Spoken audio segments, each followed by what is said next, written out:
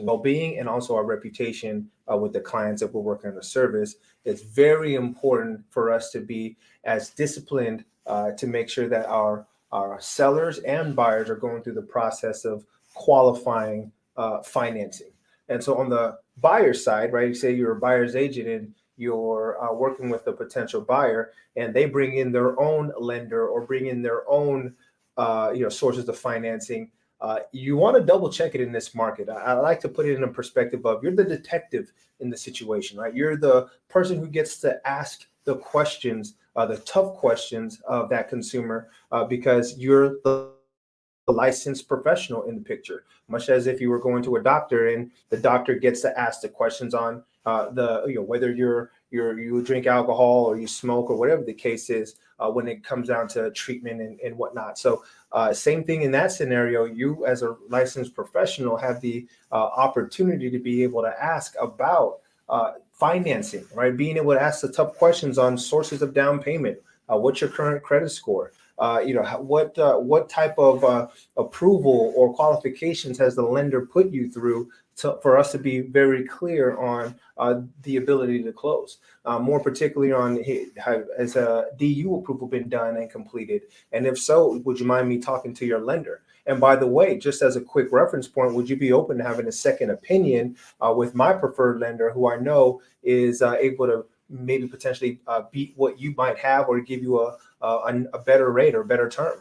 And that's one of the things that we're using in this market that truly helps to give you an edge. Because here's the thing: when a lot of consumers decide to finance with, let's say, a big bank, right, whether it be a Chase, Wells Fargo, or maybe even a credit union in some cases, a lot of these mortgage or actually banks, right, are big banks. And so they're well distributed or diversified amongst multiple aspects, whether it be credit cards, whether it be, they do auto loans, they do mortgages, they offer CDs, they do commercial, real estate, they do residential. So when you look at all of the different financing parts of their portfolio or bank, they've got to be pretty conservative. And then that's just one aspect. The other aspect is how are your ability to close under pressure? Meaning, where is your processing department and closing department located in the country?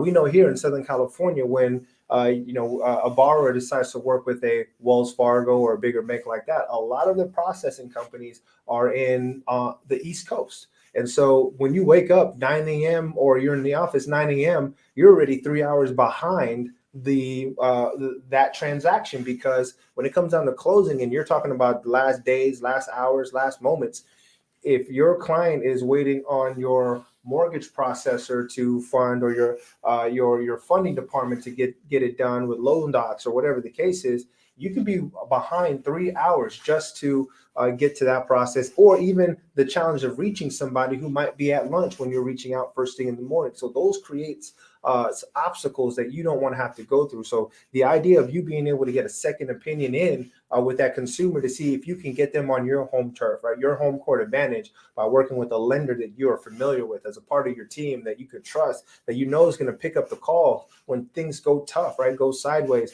and they're going to rise to the occasion.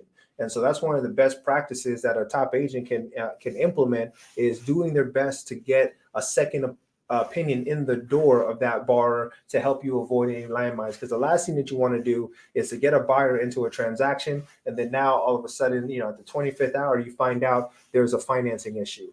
They didn't double check the tax returns. They didn't double check the hours, right? In a market where time and that hours are getting cut or people are getting let go, if you don't double check employment, up front, you can actually have a situation where your client doesn't qualify right at the end of the part of the process. And so you want to be very careful of just taking the buyer's word for it, or just the initial pre-approval that they got from getpreapproved.com, or whatever the case is. So the other side of the coin, when you're representing a seller, right now, you want to make sure that you cross qualify any buyer offers that you're getting on your seller's listing, right? And so that's one thing that you've got to do as a listing agent, is in this market, you've got to double check for the landmines and making sure you're not getting taking the word of a lender who's who's working through a preapproval.com, right, and instant pre-quals, and now you have a buyer who's using that. And because the agent on the other side didn't think to double check on their end,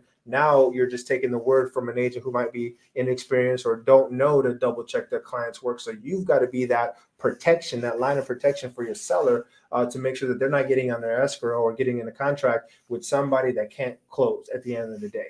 And so the last thing that you want is to, again, have a contingency time period, whether it be 17 days, 21 days here in California. It's really all about making sure that you understand that borrower can finance, because otherwise you get under contract or open escrow, you might be waiting 21 days, you might be waiting 17 days or 14 days or whatever is negotiated before you can get that buyer out of that transaction and open escrow with a new one, which all can cost the seller money, time, energy, hassle, and obviously you stress going and waiting those amount of days knowing that this person can't qualify on a transaction. So with that being said, a key strategy today in for top agents is to double check the financing of all buyers, getting that second opinion and cross qualifying. So if you're a listing agent, make sure that you reach out to the buyer side, and before you accept the offer, before you ratify the contract, have a stipulation during your negotiations of with seller's preferred lender.